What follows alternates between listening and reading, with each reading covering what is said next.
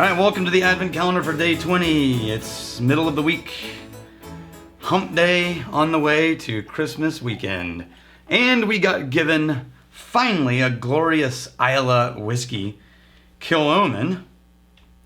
Now, Kilchoman is, when they opened up, which is, almost 20 years now, they were the first new distillery in Islay in 120 years. That's cool. And like I've said before, I think on camera, I said I love that in my head, the idea of how that went down. Because Kilchoman, Islay is so small.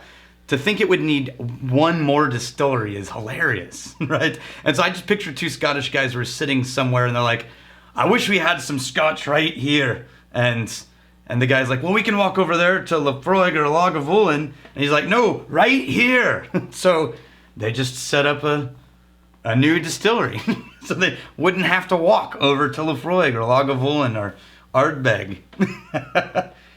The Scots and their whiskey.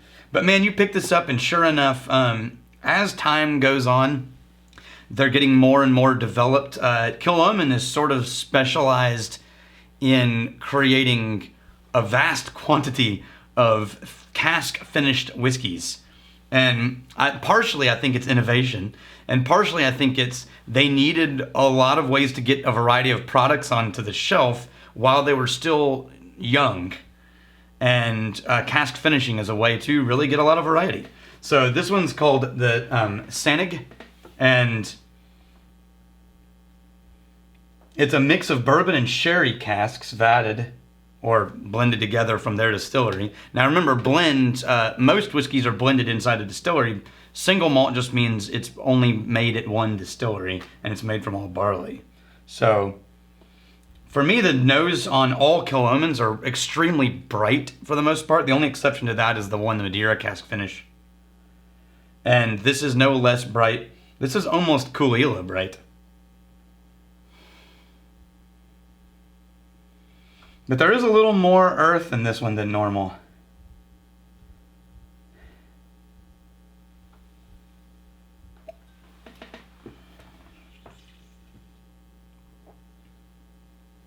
Ooh.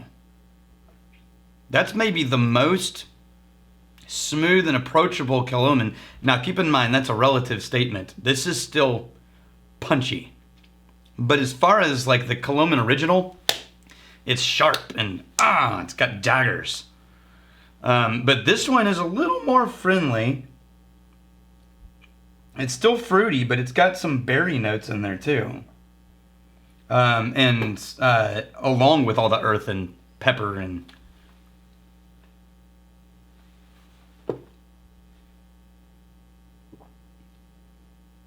yeah, it really lingers. It just kind of hangs out. Doesn't really go away. You got chocolate notes in there, finishing. There's no bitterness. I keep waiting for a barrel bitterness to show up, but I think it's young enough that the barrel tannins are still pretty mild. And the sherry is not dominant on this. So if they're using sherry barrels, they're not in that sherry barrel for long enough to become a sherry whiskey. I think going only from memory, this is probably my favorite Kilchoman that I've tried so far. I would need to A/B compare them to see if I got that correct. But, the best kind of homework and science. Yeah, getting that rolling around in the glass, it really opens it up a little bit. I wonder what the proof on this is. 46? Yeah, 46.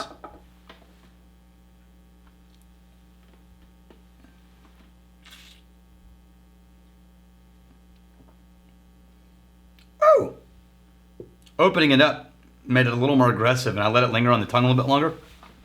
This is a whiskey you just appreciate alone and just grapple with it. It's the kind of thing I really enjoy when hanging out. And it's funny, I got called out on it in the Facebook group about complaining that bourbon is sweet and then talking about how much I loved this sweet Scotch. But I'll tell you, man, they're two totally different kinds of sweet. Bourbon sweet to me is like corn syrup sweet.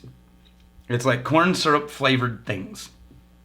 And that is a different kind of sugar than like a really nice dessert that's like a chocolate cake or a cheesecake, or, it's more kind of a rich sweetness instead of a clingy, overly sugared, piled into it sweetness.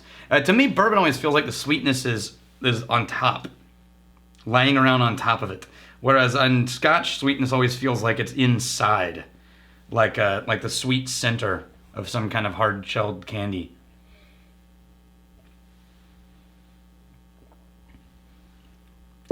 Because all whiskeys are going to have sweetness in them. That's the high sugar content of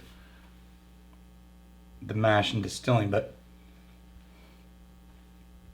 yeah, I like this one. Now, it's not a dessert in the sense that you sort of finish a meal with it. This is one you start, or you do it alone with a cigar, or this can hold its own with just about anything. It would be interesting to see if this could pair with something without totally overtaking it, but I doubt it.